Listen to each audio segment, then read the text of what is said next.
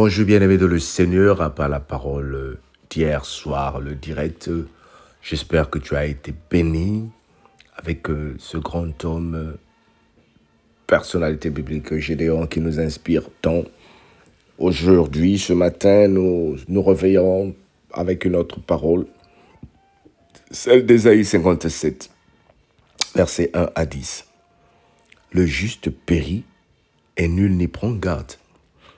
Les gens de bien sont enlevés et nul ne fait attention. Qu'est-ce par la suite de la malice que le juste est enlevé? Il rentrera dans la paix, il reposera sur sa couche, celui qui aura suivi le droit chemin.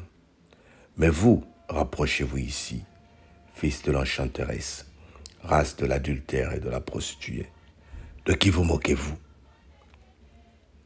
Contre qui ouvrez-vous une large bouche? Étirez-vous la langue? N'êtes pas vous des enfants de péché, une race de mensonges?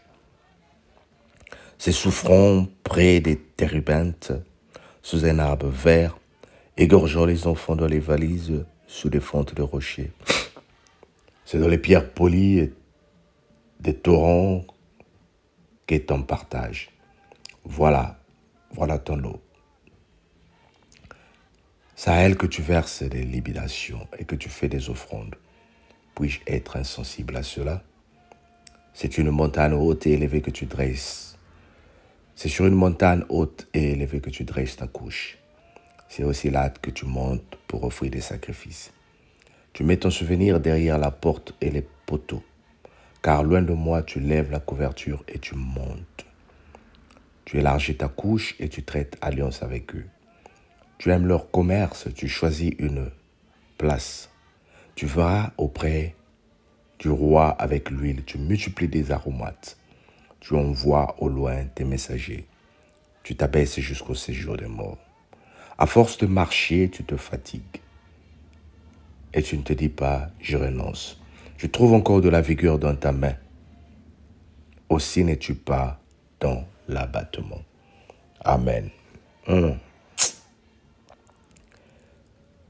Le juste périt et nul n'y prend cause. Oui, c'est vrai, lorsque l'injustice s'installe, par exemple, à l'est de la RDC ou le Congo démocratique est pillé au détriment des pays occidentaux qui prennent les minéraux pour se faire du bonheur, personne ne fait attention. Ça ne nous intéresse pas. Mais il suffit qu'il y ait 2 ou 3 morts dans d'autres coins du monde pour que les sanctions tombent. Parce que là, les intérêts des autres sont menacés. Ils établissent des alliances. Ils se disent, ça, ce sont des pays qu'ils devront protéger et les autres n'ont aucun prix. Les enfants meurent en Afrique. La corruption, le mensonge, l'occultisme domine. Personne n'en parle. Mais il suffit qu'une personne meure dans un autre coin du monde pour que ça prenne la place dans les chaînes occidentales pratiquement toute la journée. Je ne fais pas de la politique, mais je parle de la parole de Dieu, bien-aimé. Et je dis la vérité ici. Ce n'est pas seulement de ce niveau-là.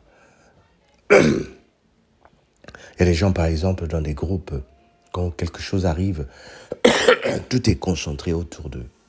Mais pour les autres, ça passe à côté.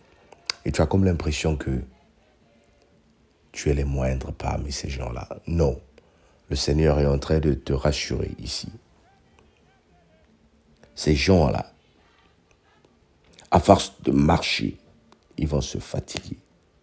Et ils ne renoncent pas, mais ils vont continuer à faire ce qu'ils font. Le mal aime le mal et il continue à vivre dans le mal.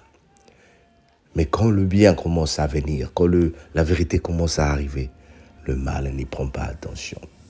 Il se dit, ça ne m'intéresse pas.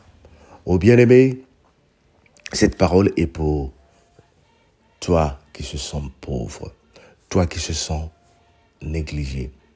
Cette parole est pour le pauvre peuple de Goma, si vous pouvez écouter où vous vous trouvez. Dieu ne va pas oublier vos problèmes. Cette parole est pour le peuple de l'Afrique qui vivent sous la domination, sous la dictature. Je ne viens pas enseigner ici une parole de rébellion ou contre n'importe quel pouvoir, mais je viens enseigner ici une parole qui dit la justice de Dieu, elle existe. La justice de Dieu, elle existe. Tu vas me dire, mais papa Alain, quand viendra-t-elle? Mais elle est là, la justice de Dieu.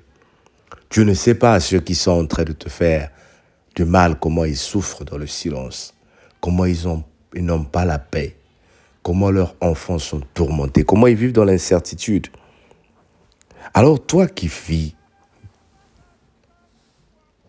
dans l'injustice, toi qui opprimes les autres, réfléchis un seul moment à cette parole que je t'envoie ce matin. Le Seigneur est en train de te parler pour que tu comprennes que le temps vers la fin arrive. Repends-toi, fais la justice, donne à l'opprimé son droit, donne à la veuve son droit.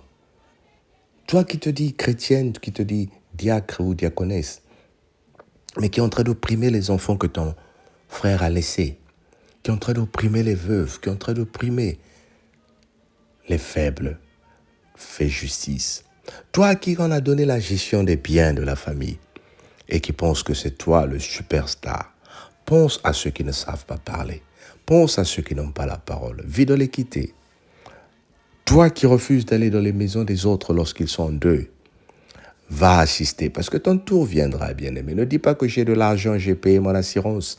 Quand les choses vont arriver, rien ne va m'arriver. Oh, bien-aimé, même ton argent pour sortir, il faut que les gens aillent le faire sortir. Ne vis pas de l'insouciance. Toi qui as du mal à appeler les autres, quand tu vois que l'autre est en train de pleurer, tout ce qui te concerne, c'est envoyer des messages sur Facebook et WhatsApp. Sors de ce silence-là, appelle. Ta prière, tes encouragements changeront la vie d'une personne. Que le Seigneur te bénisse. Le juste vivra par la foi. Nous sommes en train de vivre par la foi. Amen.